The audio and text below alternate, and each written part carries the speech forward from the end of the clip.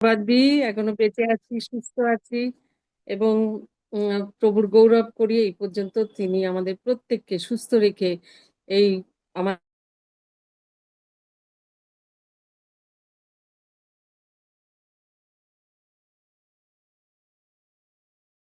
করতে, তাই সমস্ত গৌরব প্রভুকে দিই। আর ঈশ্বরকে আরো ধন্যবাদ দিই যে আমার সকল অযোগ্যতা, দুর্বলতা, অজ্ঞানতা জানা সত্ত্বেও তিনি আজকে আমাকে মনোনীত করেছেন তারই সন্তান পাস্টার সুনাম হালদারের মাধ্যমে, যে তার পক্ষে বাক্য নিয়ে দাঁড়াবার জন্য। সেই জন্য আমি মনে করি সমস্ত গৌরব তিনি যখন আমাকে মনোনীত করেছেন, তিনিই আমাকে শক্তি দেবেন এবং সেই বিশ্বাস আমার আছে। আর সেই জন্য সেই সাহসেই আমি আপনাদের সামনে আজকে প্রভুর বাক্য একটু আলোচনা করব। প্রচার করার ক্ষমতা বা যোগ্যতা কোনোটাই নেই, আমি একটু আলোচনা করব। আর আমার পরিচয় বলতে বলা হয়েছে, আমি এভরিডে প্রেয়ার গ্রুপে বর্তমানে একজন সক্রিয়, চেষ্টা করি রোজ রোজ যোগ দেওয়ার। মাঝে মধ্যে হয়তো কোনো কারণে দিতে পারি না, আর বিশেষ করে এখন আগামী 5 তারিখে আমার ছেলের বিয়ে বলে আমি সেই জন্য এখন একটু ইরেগুলার হয়েছি। আহ, প্রভু আমাকে ক্ষমা করুন। আর উম, আমি এই জগতে ওমেগা ম্যান্ডেল পাঠক বলে পরিচিত। আমার দুটি সন্তান রয়েছে, পুত্র সন্তান, একটি পুত্রবধূ আর একটি পুত্রবধূ এই 5 তারিখে হতে চলেছে। আর আমি স্বামী, আমার স্বামী, এই নিয়ে আমার পরিবার। এছাড়াও আমি প্রভুর গৌরবার্থে যে কোনো ভাবে ব্যবহৃত হতে ভালোবাসি এবং আমার একটাই প্রার্থনা, যেন জীবনের শেষ দিন পর্যন্ত শেষ নিঃশ্বাসটাও যেন প্রভুর গৌরবার্থে ব্যবহৃত হয়। আর উম, যা আমাদের প্রতিটি খ্রিস্টানের বা প্রতিটি বিশ্বাসীর যে কামনা, যে পরবর্তী যে অনন্তকালে সেই যে রাজ্যে যেন প্রভুর সঙ্গে মিলিত হতে পারি। তাই আসুন আর বেশি কথা না বলে আমরা বাক্যের কাছে যাই। আমি প্রথমেই প্রভুর পায়ে একটু সমর্পিত হতে চাই, যদিও আমার জন্য প্রার্থনা করা হয়েছে তবুও। হে সর্বজ্ঞ সর্বশক্তিমান প্রেমময় পিতা, তোমায় প্রণাম করি, তোমার মহানামের ধন্যবাদ প্রশংসা করি যে তুমি আমার মতো এক অযোগ্য দুর্বল সন্তানকে তোমার পক্ষে দাঁড়াবার জন্য মনোনীত করেছো। এখন আমি তোমার পায়ে সমর্পিত হই। হে প্রেমময় পিতা, এখন তোমার পবিত্র আত্মার দ্বারা আমাকে পরিচালিত করো, যেন তুমি যা বলতে চাও আমার মুখ, আমার জিহ্বা, আমার কণ্ঠ, আমার বুদ্ধি, আমার সমগ্র সত্তা তাই বলে। তুমিই গৌরবান্বিত হও, আমি নই, কিন্তু তুমিই গৌরবান্বিত হও। তোমারই প্রিয় পুত্র, আমাদের ত্রাণকর্তা, মুক্তিদাতা, পরিত্রাতা প্রভু যীশু খ্রিস্টের সে বিজয়ী নামে এই প্রার্থনা পিতা ঈশ্বরের জন্য উৎসর্গ করি, দয়া করে শ্রবণ ও গ্রাহ্য করো। আমিন। সর্বশক্তিমান ঈশ্বর, তিনি হচ্ছেন সৃষ্টিকর্তা, আর তার সর্বশ্রেষ্ঠ সৃষ্টি আমরা মানব জাতি, তাই না? আর তিনি তার আশীর্বাদে আমরা কি পেয়েছি? দুটো চোখ, দুটো হাত, দুটো কান, দুটো পা, মুখ, মাথা, সবকিছু পেয়েছি। অন্যান্য অনেক জীবেরও এইগুলো আছে, আর সেই জন্য প্রভুকে ধন্যবাদ দিই। কিন্তু তাছাড়াও আমাদের যেটা মানুষের যেটা এক্সট্রা রয়েছে সেটা হচ্ছে জ্ঞান বুদ্ধি, যেটা দিয়ে প্রভু আমাদেরকে কি করেছেন, অন্য জীবের থেকে পৃথক করেছেন। আর সেই জন্য আমরা প্রভুর গৌরব করি যে আমরা মানুষ হয়েছি আর তার সর্বসৃষ্টি হয়েছে। আর কিন্তু আমরা এই জ্ঞানকে বা এই বুদ্ধিকে ব্যবহার করে আমরা কি করেছি, ঈশ্বরের দুটো হাতের সঙ্গে আবার নিজেরা একটা হাত বানিয়ে নিয়েছি। আর সেই হাতটা অদৃশ্য একটা হাত, যেটা আমরা আমাদের সুবিধা মতো যখন খুশি সেটাকে ব্যবহার করি আমাদের সুবিধার্থে। এটা আমাদের সুবিধার্থে আমরা ব্যবহার করি। আর সেই হাতটা কি বলুন তো? আমরা সবাই জানি সেই তৃতীয় হাতটা হচ্ছে কি? অজুহাত, হ্যাঁ, অজুহাত। আর সেই আমরা অল্প বিস্তর সকলেই কিন্তু প্রয়োজনে এই অজুহাত ব্যবহার করি। কিন্তু আমাদের মনে রাখতে হবে এই অজুহাত কিন্তু আমরা মানুষের ক্ষেত্রে ব্যবহার করে অনেক সময় পার পেয়ে যাই, কিন্তু ঈশ্বরের কাছে কিন্তু কোনো অজুহাত খাটবে না। হ্যাঁ, আর তাই আমি আজকে শিরোনাম দিয়েছি, কোনো অজুহাত খাটবে না। আসুন এবার বাইবেলে একটু দেখি আমরা এই বিষয়ে কি জানতে পারি। বাইবেলে কয়েকজন সুপরিচিত ব্যক্তি আছে যারা প্রভুর নির্দিষ্ট কাজকে আহ পেয়ে প্রথমেই কিন্তু অজুহাত দিয়েছিল।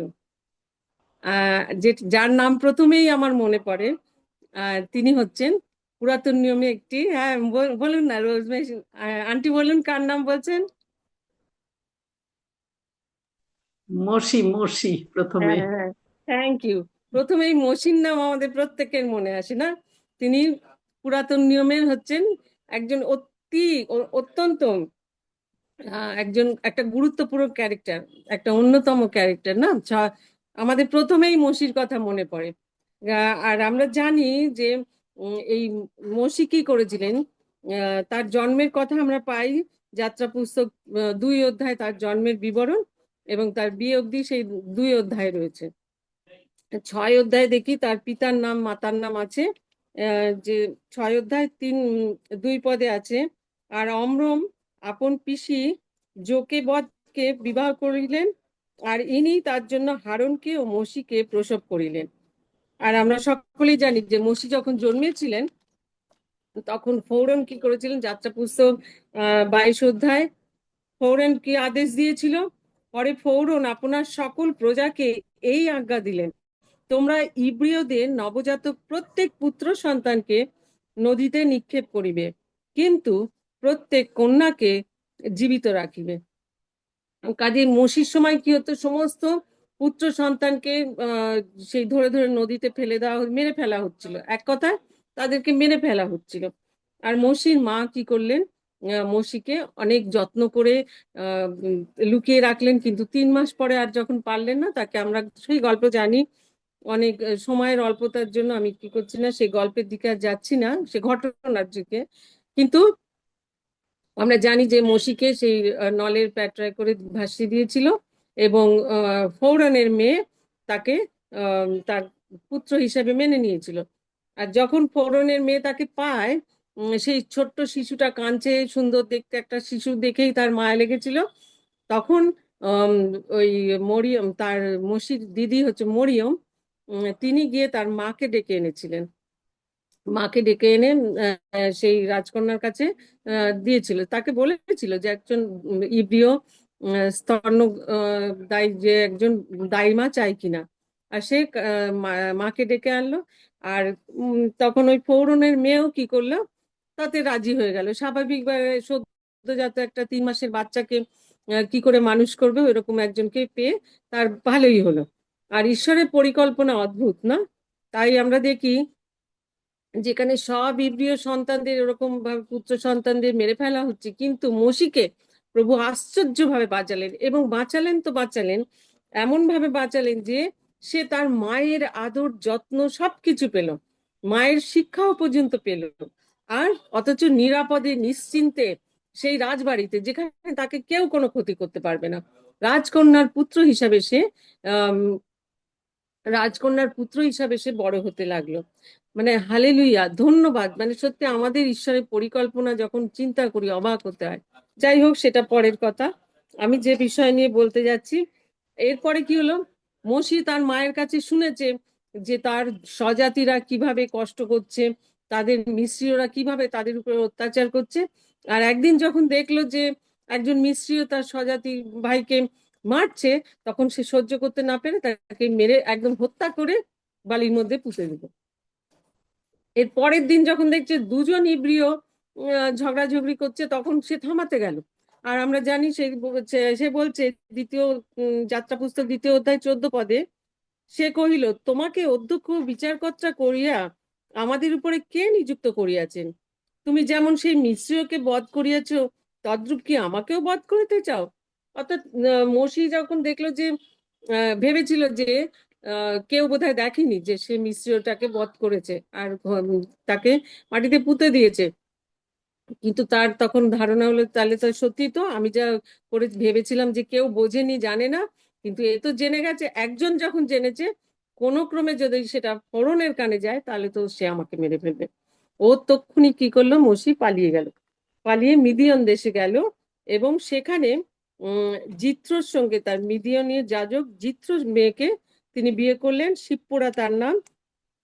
আর মসি সেই তার শ্বশুর জিত্রর মেষপালকে চড়াতে লাগলো। এবারে একদিন যখন সে মেষপাল চড়াতে চড়াতে সেই হোরেব পর্বতে চলে গেলেন। হোরেব পর্বত হচ্ছে ঈশ্বরের পর্বত। আর সেখানে দেখতে পেলো হঠাৎ যে একটা ঝোপে খুব আগুন জ্বলছে। ভাবলো যে কি হলো, আগুন জ্বলছে অথচ ঝোপ জ্বলছে না। স্বাভাবিক কৌতূহল বশতই তিনি কি করলেন, দেখতে গেলেন যে ব্যাপারটা কি, এরকম অদ্ভুত ঘটনা, এত জোরে জোরে এত দাউ দাউ করে আগুন জ্বলছে অথচ ঝোপ পুড়ছে না। তখন যেই কাছে যেতে গেছে তখন তার মধ্যে থেকে ঈশ্বর কি করলেন, কথা বললেন যে মসি তুমি এখানে আর কাছে এসো না, এখানে তোমার পায়ের পাদুকা খোলো, কেননা এই স্থান পবিত্র। আর মসি ভয় পেয়ে গেল, কেননা ঈশ্বরের সঙ্গে তিনি কথা বলছেন, মুখ ঢাকতে গেল। যাই হোক, ঈশ্বর তখন বলল যে কি, আমি তোমাকে এই ইসরায়েলীয়দের মিশর থেকে বের করে আনার জন্য তোমাকে নেতৃত্ব দেবো। মসিকে নেতৃত্ব দিলেন। আমি 9 পদ থেকে পড়ছি। এখন দেখো, ইসরায়েল সন্তানগণের ক্রন্দন আমার নিকটে উপস্থিত হইয়াছে, এবং মিস্রীয়রা তাহাদের প্রতি যে দৌরাত্ম্য করে তাহা আমি দেখিয়াছি। অতএব এখন আইসো, আমি তোমাকে ফৌরনের নিকটে প্রেরণ করি, তুমি মিশর হইতে আমার প্রজা ইসরায়েল সন্তানগণকে বাহির করিও। আর এই কথা শুনেই মসি তো ফৌরনের ভয়েই তো ওখান দিয়ে পালিয়ে এসছে। আবার ঈশ্বর বলছেন তাকে ফৌরনের কাছে যেতে। সাথে সাথে তো মসি কি বলছে, যে ঈশ্বরকে বললো কি, ভয় পেয়ে প্রথমেই সে অজুহাত দিল কি, যে দেখুন, আহ, মসি ঈশ্বরকে বললেন, আমি কে যে ফৌরনের নিকটে যাই এবং মিশর হইতে ইসরায়েল সন্তানকে বাহির করিয়া আনি। অর্থাৎ তিনি কি করলেন, ঈশ্বরের কাছে সেই তৃতীয় হাত অজুহাত, সে কিন্তু বলেনি যে বাবা আমি ফৌরনকে ভয় পাচ্ছি, আমি তো এই করেছি, ওসব কিছু বলেনি। বললো আমি কে, তুমি আমাকে কেন পাঠাচ্ছ, আমি আমি কি করে যাব ফৌরনের কাছে, হ্যাঁ, যে ইসরায়েলদের বাইর করে আনবো। আর তখন ঈশ্বর বললেন যে নিশ্চয় আমি তোমার সহবর্তী হব। ঈশ্বর এত বড় আশ্বাস বাণী দিলেন যে আমি তোমার সহবর্তী হব। কিন্তু মসি তখনও আবার আরেকটা অজুহাত দিলেন। ঈশ্বরকে বললেন যে দেখো, আমি যখন ওই ইসরায়েলদের কাছে গিয়ে বলবো যে তুমি আমাকে পাঠিয়েছ, তোমাদের পিতৃপুরুষদের ঈশ্বর, হ্যাঁ, আমার নিকটে তোমাদের নিকটে আমাকে পাঠিয়েছে, তখন যদি ওরা জিজ্ঞাসা করে যে তুমি কে, তার নাম কি, তবে তাকে কি বলবো। ঈশ্বর সে কথারও উত্তর দিলেন যে তাকে কি বলতে হবে, কি করতে হবে, হ্যাঁ, কি কি করতে হবে, কি কি বলতে হবে, কাকে কি বলতে হবে, সব কিছু পরিষ্কার করে বলে দিলেন। কিন্তু এত কিছু শুনেও সে কি করলো, আবার আরেকটা অজুহাত দিল। 4 অধ্যায় 1 পদে রয়েছে, মসি উত্তর করিলেন, কিন্তু দেখুন, তাহারা আমাকে বিশ্বাস করিবে না ও আমার রবে মনোযোগ করিবে না, কেননা তাহারা বলিবে সদাপ্রভু তোমাকে দর্শন দেননি। এই কথা শোনার পর ঈশ্বর কি করলেন, আবার মসিকে কি করলেন, কতগুলো চিহ্ন দিলেন। আমরা সবাই জানি মসির হাতে যে লাঠি থাকতো, তিনি বললেন যে লাঠিটা ফেলো, আর যেই লাঠিটা ফেললো ওটা অমনি সাপ হয়ে গেল। আবার যেই সাপের ল্যাজ ধরলো অমনি ওটা লাঠি হয়ে গেল। আবার মসিকে বললেন তোমার ডান হাত বুকের মাঝখানে রাখো, বলে যেই বুকের মাঝখানে রেখে আবার বার করলো হাতটা, দেখলো কুষ্ঠ হয়ে গেছে। আবার যে হাতটাকে যত বুকেতে রাখলো, বার করলো, দেখলো ঠিক হয়ে আছে। তখন ঈশ্বর বললেন কি, তোমার কে এই সমস্ত চিহ্ন কার্যগুলো তুমি দেখাবে, প্রথমটায় যদি না বিশ্বাস করে তাহলে দ্বিতীয়টা করবে। আর তাতেও যদি না করে, তিনি আবার আরেকটা চিহ্ন দিলেন, যে খানিকটা জল তুমি তুলে এনে নদীর কিছুটা জল নিয়ে শুষ্ক ভূমিতে মাটিতে ঢালো, আর ঢালবে এবং সেই মাটিতে দেখবে যে সেটা রক্ত হয়ে গেছে, যেটা জল ঢালা হলো সেটা রক্ত হয়ে গেছে। হ্যাঁ, এই সব এতগুলো তাকে অলৌকিক কাজ করার ক্ষমতাও তিনি দিলেন। বললেন আমি তোমার মুখে তোমার সহবর্তী থাকবো, বললেন তোমাকে এই সমস্ত চিহ্ন কার্য দেখাবে, তাতেও হবে। কিন্তু এর পরেও আমরা দেখছি অজুহাত। এর পরেও মসি আরেকটা অজুহাত দিচ্ছেন যে আমি বাকপটু নই। 4 অধ্যায় 10 পদ আছে। পরে মসি সদাপ্রভুকে কইলেন, হায় প্রভু, আমি বাকপটু নই, ইহার পূর্বেও ছিলাম না, বা এই দাসের সহিত তোমার আলাপ করিবার পরেও নই, কারণ আমি জড় মুখ ও জড় জিহ্বা। অজুহাতের পর অজুহাত, অজুহাতের পর অজুহাত। কিন্তু আমি আশ্চর্য হয়ে যাচ্ছিলাম যে ঈশ্বর কত ক্রোধে ধীর, বলে না, আমরা মানুষ হলে কখন তাকে একটার পর একটা যখন সে অজুহাত দিচ্ছে, আমরা হয়তো কত কিছু অভিশাপ দিও, যা তোকে করতে হবে না, যা তুই করবি না, আমি অন্য কাউকে দেখে নেব, তাই না? আমরা মানুষ হলে এত ধৈর্য ধরতামই না। কিন্তু আমাদের ঈশ্বর মহান। তিনি কি বলছেন? সদাপ্রভু তাহাকে কইলেন, মনুষ্যের মুখ কে নির্মাণ করিয়াছে? আর বোবা বধির মুক্তচক্ষু বা অন্ধকে কে নির্মাণ করিয়াছেন? আমি সদাপ্রভুই কি করি নাই? এখন তুমি যাও, আমি তোমার মুখের সহবর্তী হইব, ও কি বলিতে হইবে তোমাকে জানাইব। এতখানি গ্যারেন্টি তিনি দিলেন। হ্যাঁ, তারপরে তিনি মসি তারপরে সেখানে রাজি হলো। তাই ভাবছিলাম যে ঈশ্বর হচ্ছেন ক্রোধে ধীর, দয়াতে মহান। আর তিনি যখন মনোনীত করেছেন মসিকে, একটার পর একটা অজুহাত দিয়ে যাচ্ছে, তার কিন্তু নিষ্কৃতি নেই সেখান থেকে। মনোনীত প্রভু যখন করেছেন তাকে, সেই ছোট্টবেলা থেকে তিনি, তার পরিকল্পনা ছিল বলেই তিনি ওইভাবে তাকে বাঁচিয়েছেন। নইলে যেখানে সমস্ত পুত্র সন্তানকে মেরে ফেলা হচ্ছে, তিনি এত সুন্দরভাবে নিরাপদে নিশ্চিন্তে আরামে আয়েসে উপরন্ত নিজের মায়ের কাছে। কত ভাগ্য, কত, মানে এটা ভাগ্য বলবো না, ঈশ্বরের আশীর্বাদ না হলে এরকম হয় না। তাই তিনি তাকে বললেন শেষকালে যে তোমার মুখের সহবর্তী থাকবো। হালেলুইয়া, আমাদের প্রভু মহান। হ্যাঁ, আর তারপরে 16 পদে বলছে কি, তোমার পরিবর্তে সে, অর্থাৎ তোমার ভাই হারুনকে, হারুন বা এক্সকিউজ মি,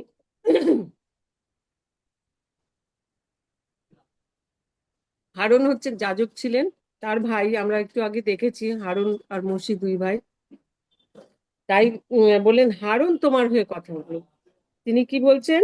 তোমার পরিবর্তে সে, তোমার, সে অর্থাৎ হারুন লোকদের কাছে বক্তা হইবে, ফলত সে তোমার সম্মুখ স্বরূপ হইবে এবং তুমি তাহার ঈশ্বর স্বরূপ হইবে।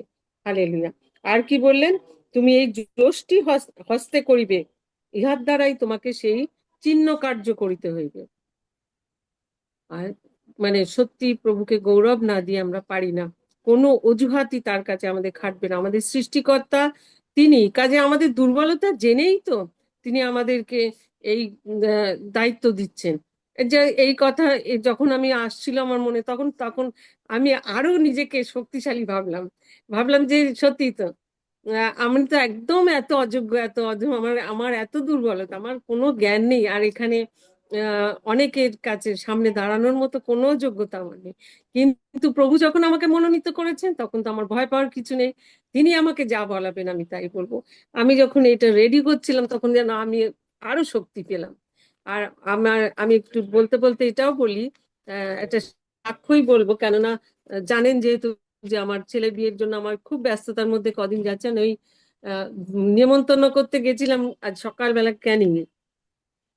আর আমি যদিও এই প্রিপেয়ার হয়েছি আগেই, আর এই খাতাটাও সঙ্গে করে নিয়ে গেছিলাম, যে যদি বাই চান্স কোনো কারণে আটকে যায়, অনেক দূরের রাস্তা আমার বাড়ির থেকে ক্যানিং, আর আহ, আটকে যায় বা কি জ্যামে ট্যামে পড়ি, তো আমি রাস্তাতেই যেন আমি আহ, প্রভুর বাক্য, মানে এটা যেন কিছু কোনো ক্রমে যেন ব্যাহত না হয়। আমি প্রার্থনা করেই বেরিয়েছিলাম, আর প্রভু আমাকে একদম 8টার মধ্যেই, 8টা 10-15-র মধ্যে আমি ঢুকে পড়েছি। তাই জন্য আমার ঘড়িতে, আমাদের তো 9টায় শুরু হয় এখান থেকে।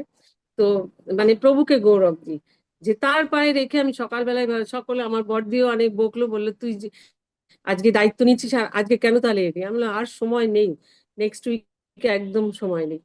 তো সেই জন্য আমি বললাম, প্রথমে ক্যান্সেল করেছিলাম, তারপরে বললাম না, যাব এবং তাড়াতাড়ি ফিরে আসবো। আর প্রভু আমাকে অদ্ভুত ভাবে, আমি একটুও টায়ার্ড ফিল করছি না, একটুও কিছু না। আমি ঠিক যথাসময়ে রেডি হয়ে আপনাদের সামনে বসতে পেরেছি। সমস্ত গৌরব প্রভুকে দিই। আচ্ছা, আরেকটা এবারে আসুন, আমরা বাইবেলে আরেকটা চরিত্র দেখি। সেটা হচ্ছে যে তিনিও কিন্তু অনেক অজুহাত দিয়েছিলেন। উদরের মধ্যে তোমাকে গঠন করিবার পূর্বে আমি তোমাকে জ্ঞাত ছিলাম, তুমি গর্ভ হইতে বাহির হইয়া আসিবার পূর্বে তোমাকে পবিত্র করিয়াছিলাম, আমি তোমাকে জাতিগণের কাছে ভাওবাদী করিয়া নিযুক্ত করিয়াছি। আমি মনে করি যে নিশ্চয় আমরা বুঝতে পেরেছি। আমি জিজ্ঞাসা, জানি সবাই বলতে পারবেন, তবুও আমি জিজ্ঞাসা করছি, কে বলবেন নামটা? কার উদ্দেশ্যে সদাপ্রভু বলেছেন এই কথাগুলো? একটু, একটু যদি কেউ বলেন। আমি জানি আপনারা জানেন, আমাকে উৎসাহিত করার জন্য। তাহলে বুঝবো আপনারা শুনছেন। রোজমেরি আন্টি আগেরটাও বলেছেন। হ্যাঁ বলুন, জিসাইও। বলুন। হ্যাঁ। এই না না, জিসায়ও না, তাহলে জিরোমিও। জিসায়ও না,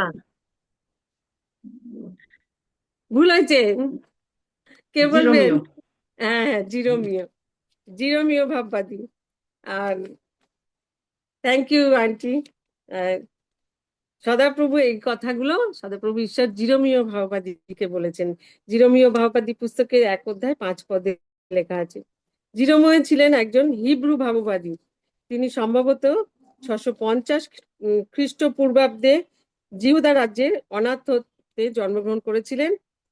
তিনি যাজক পরিবারেই জন্মগ্রহণ করেছিলেন। বাইবেলের 24তম যে বইটা, সেটা হচ্ছে জিরোমীয় ভাববাদী পুস্তক, এবং 25তম বই জিরোমিয়ের বিলাপ। এই দুটোই জিরোমীয় ভাববাদী লিখেছিলেন। আর তার জীবনের একটা ঐশ্বরিক আহ্বান ছিল, হ্যাঁ, যার জন্য আমরা দেখছি যে তিনি মানে তাকে, যেটা আমি পড়লাম, যে তাকে তার জন্মের পূর্বেই তিনি তাকে মনোনীত করেছিলেন, যে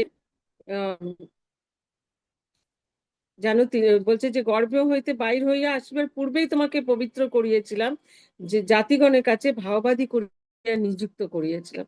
এত বড় কথা শোনা, যে ঈশ্বর তাকে মনোনীত করেছেন জন্মের পূর্বেই বলছে, সে কথা শোনার পরেও তিনি কি বলছেন?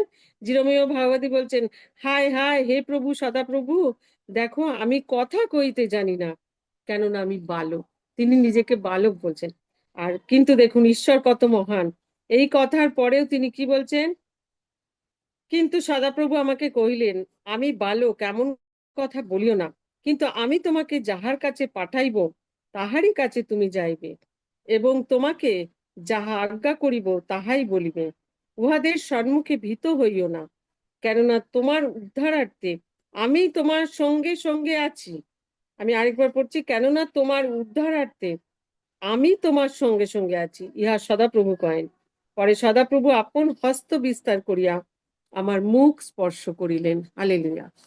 তাহলে এখানেও আমরা দেখলাম, এবং সদাপ্রভু আমাকে কহিলেন, দেখো আমি আমার বাক্য তোমার মুখে দিলাম। উৎপাদন দেখো, উৎপাটন, ভঙ্গ, বিনাশ, নিপাত করিবার, নিমিত্ত পত্তন ও রোপণ করিবার নিমিত্ত আমি জাতিগণের উপরে ও রাজ্য সকলের উপরে আজ তোমাকে নিযুক্ত করিলাম।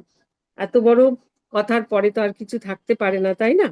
আমাদের ঈশ্বর সেই জন্য যখন কাউকে দায়িত্ব দেন, তখন তিনি তার সঙ্গে সঙ্গে থাকেন, তার মুখে তিনি কথা যোগান, আর তার বাক্য তিনি আমাদের মুখে দেন। হালেলুয়া। তাহলে এই ক্ষেত্রেও আমরা দেখলাম যে কি, ঈশ্বর যাকে মনোনীত করেছেন সে অজুহাত দেখালেও তিনি ছাড়বেন না। এবার চলুন আমরা আরেকটা অংশে যাই, সেটা হচ্ছে বিচার কর্তৃগণের বিবরণ 6 অধ্যায়ে, যেখানে শিরোনাম দেওয়া হয়েছে মিদিয়নীদের দৌরাত্ম্য, গিদিয়নের বিবরণ। আমরা বুঝতেই পারছি এখানে গিদিয়নের কথা বলা হয়েছে।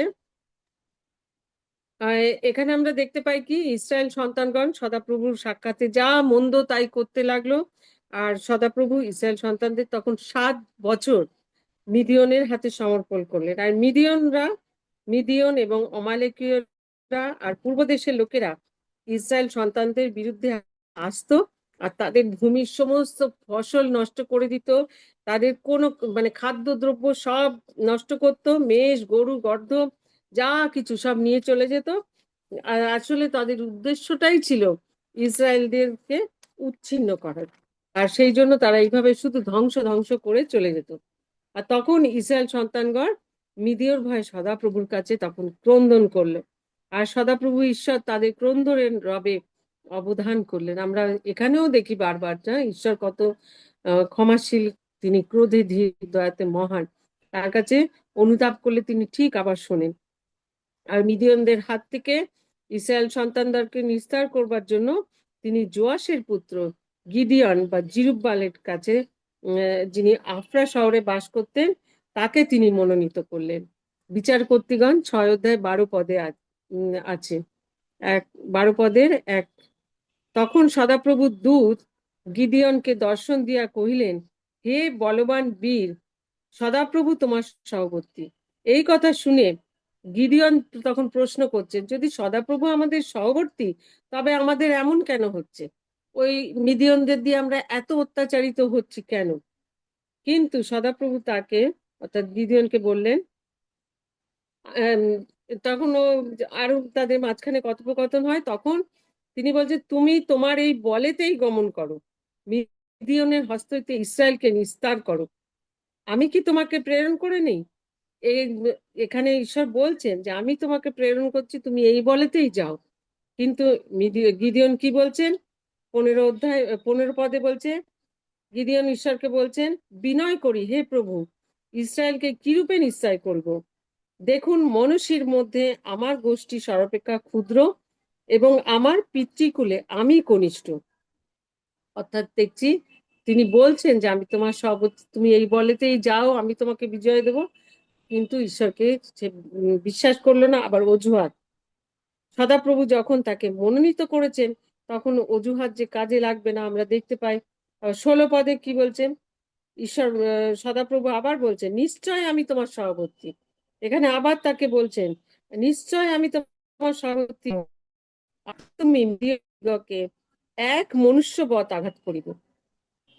তিনি, ঈশ্বর যেখানে এত বড় কথা বলছেন যে তার সঙ্গে থাকবেন, তবুও কিন্তু গিদিয়ন বিশ্বাস করলেন না। তিনি বলছেন যে আমি তো প্রমাণ চাই, যে আমি যে তোমার দৃষ্টিতে অনুগ্রহ পেয়েছি, তাহলে তোমাকে প্রমাণ দিতে হবে, কিছু চিহ্ন দিতে হবে। বলছে, যতক্ষণ না আমি এখানে ঘুরে আসব, ততক্ষণ তোমাকে এখানে থাকতে হবে। তোমার উদ্দেশ্যে আমি নৈবেদ্য দেব। এই বলে তখন তিনি কি করলেন? ঘরে গিয়ে সুজির তারিশূন্য পিষ্টক প্রস্তুত করলেন, আর একটা ছাগবৎসের মাংস ডালিতে নিলেন, এবং ঝোলটা বহুগুণাতে নিয়ে আবার যেখানে সদাপ্রভুর দূত এসেছিলেন সেই এলা গাছের তলায় তিনি রাখলেন। তখন সেই ঈশ্বরের দূত বলল কি, তুমি একটা শৈলের উপরে ওই পিষ্টক আর মাংস রেখে আর ওই ঝোলটা তার উপরে ঢেলে দিতে বললো। আর সদাপ্রভুর দূত তার হাতের লাঠির অগ্রভাগ দেওয়াতে মাংসটা কি করলো? মাংস আর ওই পিষ্টক স্পর্শ করলেন, আর সঙ্গে সঙ্গে শৈল থেকে আগুন বের হয়ে মাংস পিষ্টক গ্রাস করলো, আর তিনি চলে গেলেন। এরপরে যখন মিদিয়ন আবার অমালেকীয় এবং পূর্বদেশীয় লোকরা সব একত্র হয়ে ইসরায়েলের বিরুদ্ধে যখন শিবির স্থাপন করলো, 34 পদে লেখা আছে, সদাপ্রভুর আত্মা তখন মিদিয়নে আবেশ করে করলো কি, এবং তিনি মিদিয়নে তখন সদাপ্রভুর আত্মা তাকে আবেশ করলো, আর তিনি তুরি পাইলেন। এবং আর তার সেই সঙ্গে সঙ্গে আবিয়েশ্রীয়েরা আর তার পশ্চাতে সমাগত হলো। এছাড়া মনস্বীরা এলো, এবং আশের, সবুলুন এবং নপ্তালিনরাও এই গিদিয়নের সাথে যোগ দিল। এরা সবাই এসে তখন যোগ দিল। কিন্তু তখন ও আত্মার আবেশে তুড়ি বাজিয়ে দিয়েছে, আর তখন তার মনে কিন্তু সন্দেহ কিন্তু দূর হয়নি। সেই জন্য সে কি করলো? আবার ঈশ্বরের কাছে প্রমাণ চাইছেন, যে বললো তারা তো সবাই, তিনি তুড়ি বাজিয়ে দিয়েছেন, তার অনেক লোকে এসে তার সঙ্গে জমায়েত হয়েছে। এবার তিনি বলছেন, আমি যে সদাপ্রভুকে তোমাকে আবার প্রমাণ দিতে হবে। বলছে, আমি যাব, কিন্তু তবে দেখুন, আমাকে আমার খামারের ছিন্ন মেষলোম রাখিব, যদি কেবল সেই লোমের উপরে শিশির পড়ে এবং সমস্ত ভূমি শুষ্ক থাকে, তবেই আমি জানিব যে আপনার বাক্যানুসারে আপনি আমার হস্ত দ্বারা ইসরায়েলকে নিস্তার করবেন। আর ঠিক পরের দিন কি হলো? তাই হলো। ভূমি শুষ্ক রইল, আর সেই শিশিরে মেষলোমের উপরে শিশির পড়লো, আর সেই মেষলোম চিপে এক বাটি জল বেরোলো। এতেও তিনি শান্ত হলেন না। তিনি আবার বললেন যে এই শেষবারের মতো আমাকে আরেকবার প্রমাণ দিতে হবে। এবার উল্টোটা হবে, অর্থাৎ মেষলোম সুস্থ থাকবে, শুকনো থাকবে, আর ভূমি কি হবে? ভিজে যাবে। তবে তারপরে তাইও হলো। আমরা মানুষ হলে কি করতাম? হ্যাঁ, ঈশ্বর এত কথা বলছেন, আবার সমানে প্রমাণ দিয়েই যাচ্ছেন, তিনি চিহ্ন দিয়েই যাচ্ছেন, একটার পর একটা তাকে চিহ্ন দিয়েছেন। এই নিয়ে 3খানা চিহ্ন তাকে দিলেন। হ্যাঁ, তারপরে তিনি বিশ্বাস করলেন। তো আমরা মানুষ হলে কতক্ষণ আগেই তাকে ছেড়ে চলে যেতাম, তাই না? তাকে বলে, যা, তোকে এই এই অভিশাপ দিয়ে তাকে শান্ত হতাম। তো যাই হোক, এরপরে মিদিয়নদের সঙ্গে উপরে গিদিয়ন সে জয়লাভ করলেন, আমরা জানি। আর সেটা আমার আলোচ্য বিষয় নয়। সেই জন্য আমি আর ওদিকে গেলাম না। মানে আমার যেটা বলার, যে অজুহাত দিয়ে দিয়ে কিন্তু তুমি পার পাবে না, যেহেতু ঈশ্বর তাকে মনোনীত করেছেন। এবার আমরা আরেকজনের কথা দেখব। ঈশ্বর তাকে মনোনীত কোনো কাজের দায়িত্ব দিয়েছিলেন ঠিকই, কিন্তু তিনি অজুহাত দেননি। তিনি আবার কি করেছেন, সরাসরি ঈশ্বরকে কোনো অজুহাত দেননি। তিনি মনে করেছিলেন ঈশ্বরের সামনে থেকে অন্য কোথাও তিনি পালিয়ে যাবেন, হ্যাঁ, যে ঈশ্বর কিছু জানতেই পারবেন না। কিন্তু যেটা একেবারেই অসম্ভব, কারণ আমরা জানি ঈশ্বর সর্বজ্ঞ, তিনি সর্বশক্তিমান, তিনি সর্বদ্রষ্টা, সর্বত্র বিরাজমান। গীতসংহিতা 139 আমাদের সেই বিষয়ে খুব ভালো ধারণা দেয় না? 7 পদে আছে, আমি তোমার আত্মা হইতে কোথায় পালাইব, আমি আমি তোমার আত্মা হইতে কোথায় যাইব, তোমার সাক্ষাৎ হইতে কোথায় পলাইব। যদি স্বর্গে গিয়ে উঠি সেখানে তুমি, যদি পাতালে শয্যা পাতি দেখো সেখানে তুমি, যদি অরুণের পক্ষ অবলম্বন করি, যদি সমুদ্রের পরপ্রান্তে বাস করি, সেখানেও তোমার হস্ত আমাকে চালাইবে, তোমার দক্ষিণ হস্ত আমাকে ধরিবে। আমার মনে হয় এতক্ষণ আমরা সবাই বুঝতে পেরেছি তিনি আর কেউ নয়, জোনা ভাববাদী। হ্যাঁ, ঠিক ধরেছেন সকলে, তিনি হচ্ছেন জোনা ভাববাদী। আমরা প্রত্যেকেই জোনা ভাববাদীর কথা জানি, যে তিনি, ঈশ্বর তাকে নিনবিতে পাঠিয়েছিলেন, আর সেখানকার লোকরা দুষ্টু, সেই জন্য সে, হ্যাঁ হ্যাঁ বলে বলে কি করেছে, যে ভেবেছে ঈশ্বরের কাছ থেকে আমি লুকিয়ে পালিয়ে যাব। হায় রে বোকা, আমরা এত বোকা হয়ে জানি যে ঈশ্বরের কাছ থেকে আমরা কোথাও পালাতে পারবো না। আর তিনি গিয়ে জাহাজের খোলের মধ্যে ঢুকে তর্শিসের জাহাজে উঠে পড়লেন আর নিশ্চিন্তে ঘুমাতে লাগলেন। আর ঈশ্বর কি করলেন, সমুদ্রে ভীষণ ঝড় পাঠালেন।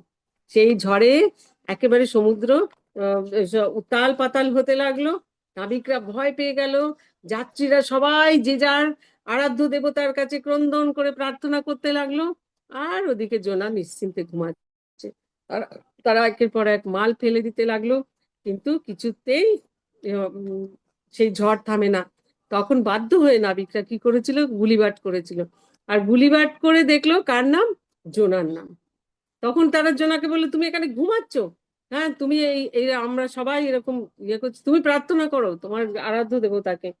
আর জোনা তখন বললো, দেখো হাজার প্রার্থনাতেও কিছু হবে না, তোমরা আমাকে সমুদ্রে ফেলে দাও, তাহলেই দেখবে তোমরা বেঁচে যাবে আর নিশ্চিন্তে যেতে পারবে, কেননা আমার ঈশ্বর জাগ্রত সদাপ্রভু, আমি তাকে অমান্য করে পালাচ্ছিলাম।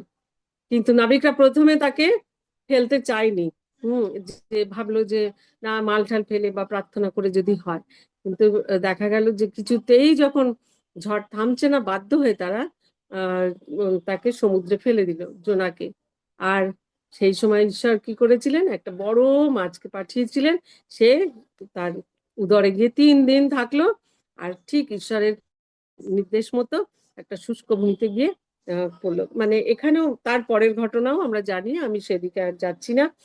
তাহলে আমরা এটাও দেখলাম যে তার ঈশ্বরের কাছ থেকে আমাদের নিষ্কৃতি নেই।